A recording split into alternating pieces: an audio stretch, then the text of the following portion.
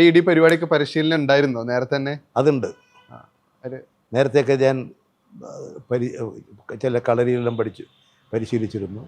അതൊക്കെ അത്യാവശ്യം ഉപയോഗിക്കാൻ പറ്റിയിട്ടുണ്ടോ? അത്യാവശ്യമായിട്ട് ഒരു ശാരീരികമായി, അത് അടിക്കാനും പിടിക്കാനും അല്ല, നമ്മുടെ ശാരീരികമായ കരുത്ത് രക്ഷപ്പെടുത്തിയെടുക്കാൻ ചെറിയ തോതിലുള്ള ശാരീരികമായ പരിശീലനം, വ്യായാമം ഒക്കെ ചെയ്തിരുന്നു.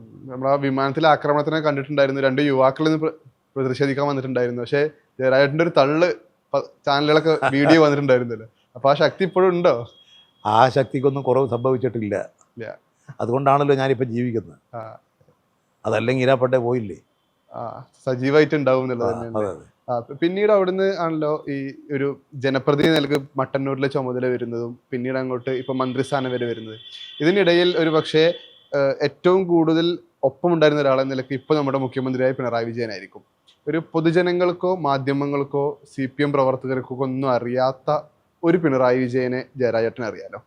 ആ നിലക്ക് ഒന്ന് വിശദീകരിക്കാമോ? ഞാനത് അദ്ദേഹവും ഞാനുമായിട്ട് വളരെ അടുത്ത ബന്ധമാണ്.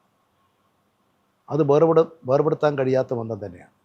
അത് എന്ന് പറഞ്ഞല്ലോ, വളരെ കാലത്തെ പാർട്ടി ബന്ധമാണ്.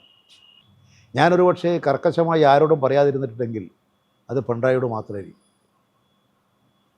കാരണം എനിക്കങ്ങനെ പറയേണ്ട ഒരു ആവശ്യം വരാറില്ല.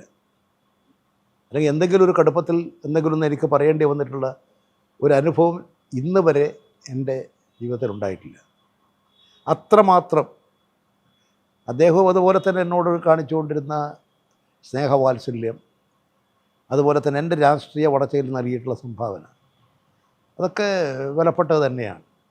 അതുപോലെ തന്നെ MV രാഘവൻ ആദ്യ കാലഘട്ടത്തിൽ രാഷ്ട്രീയ രംഗത്ത് എനിക്ക് വലിയ പ്രചോദനവും സഹായവും നൽകിയിട്ടുള്ള ആളാണ്. AKG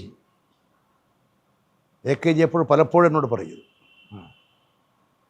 അങ്ങനെ ഒരുപാട് കാലത്തെ ഇവരുടെ എല്ലാം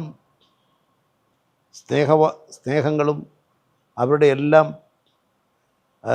പരിശീലനങ്ങളും എന്നെ ഞാനാക്കി രൂപപ്പെടുത്താൻ സഹായിച്ചു.